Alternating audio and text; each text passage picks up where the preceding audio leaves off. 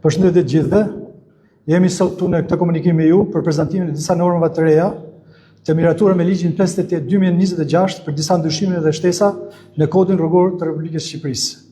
Masa këto që synojnë rritjen e sigurisë rrugore, ndërgjegjësimin e drejtuesve të mjeteve dhe uljen e numrit të aksidenteve rrugore. Ndër ndryshimet kryesore, të cilat kanë hyrë në fuqi me datën 7 gusht 2026, evidentojnë shtyrjen e drejtës për të pajisur me leje drejtimi deri në 1 vit për personat që konstatohen duke drejtuar mjete pa qenë pajisur me leje drejtimi. Ndërsa për të miturit kjo periudhë shtyhet me 2 vjet. Në këtë kuadër, shërbimet e policisë rrugore në Policinë e Shtetit do të informojnë për çdo rast Drejtorinë e Shërbimeve të Transportit Rrugor si institucioni kompetent për lëshimin e lejeve të drejtimit, për kryen e procedurave përkatëse të regjistrimit në sistem të personave të evidentuar. Tjetër, heqen përgjithmonë të lejes drejtimit kur një drejtues mjeti rezulton me një vlerë alkoolike më të lartë se 0.5 gram për litër në gjak dhe është konstatuar e ndëshkuar më parë për drejtim mjeti në ndikimin e alkoolit ose në gjendje deu. Kjo masë vjen si nevojë e adresimit të fenomenit shqetësues të aksidenteve rrugore me pasoja të rënda për shkak të drejtimit të mjetit në ndikimin e alkoolit apo në gjendje deu. Ashpërsimin e masave ndajësive të rrezikshme në rrugë, mos rregullimit të shpejtësisë në rrugë me fushpamje të kufizuar, përfshirë manovrat agresive, ndryshimin e shpeshave të korsisë pas sinjalizim dhe shkeljet që rrezikojnë përdorësit e tjerë të rrugës në zonat urbane, në afërsitë të shkollave, kryqëzime dhe degëzime. Masa administrative për këtë shkelje është rritur nga 20 në 60.000 lekë, nga 1.000 deri në 40.000 që ishte përpara se të miratoheshin këto ndryshime.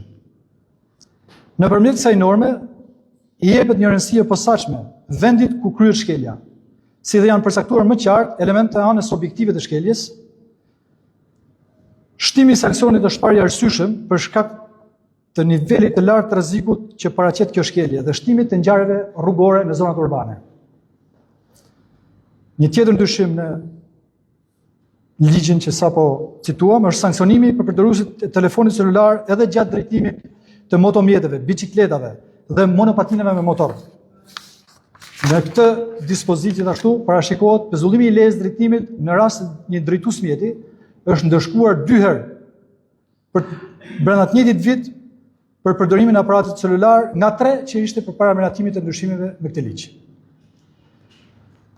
Saksojmë se përdorimi i telefonit celular gjatë drejtimit mjetit rezulton një ndër shkaqet kryesore të humbjes kontrollit mbi mjetin dhe përpasoj edhe për aksidentet rrugore me pasoja. Një tjetër ndryshim në kuadër të këtij ligji është sanksionimi i masave të posaçme për drejtuesit e rinj që kanë marrë lejen e drejtimit gjatë 24 muajve të fundit. Për sa i përket drejtimit të mjetit në ndikimin e alkoolit, si dhe kufizimet të posaçme të shpejtësisë për këto kategori drejtuesish. Një ndryshim tjetër është heqja e konvertimit të pezullimit të lejes drejtimit të lëshuar nga shteti shqiptar me pagesën e një shume sa 2 fishi i masës administrative maksimale të parashikuar për normën shkelur. Sqarojmë për këtë pikë se nëse përpara datës 7 gusht një drejtues mjeti i evidentuar, i kapur në shkeljet në normë dispozite të kodit rrugor, ku përveç masës administrative në vlerë monetare parashikon edhe masën plotësuese të pezullimit të lejes drejtimit, me ndryshimet e fundit, ndërkohë që kishte mundësinë opsione për të paguar 2 fishin e vlerës maksimale të gjobës për mos aplikimin e masës plotësuese të pezullimit të lejes drejtimit, kjo mundësi tashmë e hiqet dhe leja drejtimit pezullohet automatikisht për çdo normë të shkelur ku parashikohet pezullimi i lejes drejtimit. Pra nuk është mundur ose nuk është mundësia që një drejtues mjeti të paguajë 2 fishin e gjobës në këmbim të mos pezullimit të lejes drejtimit. Strukturat e policisë rrugore në gjithë vendin janë njohur me ndryshimet e fundit të kodit rrugor dhe janë udhëzuar për zbatimin me korrektësi të tyre.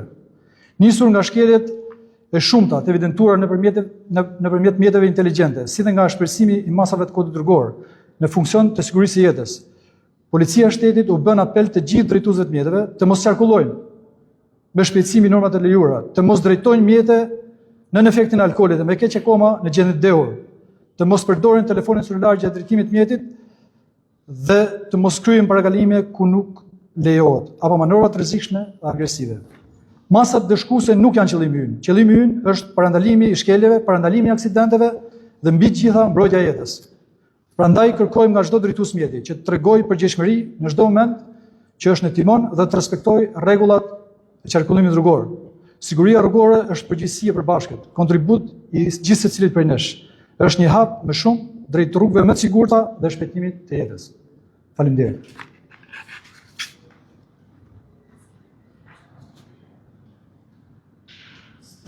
Faleminderit.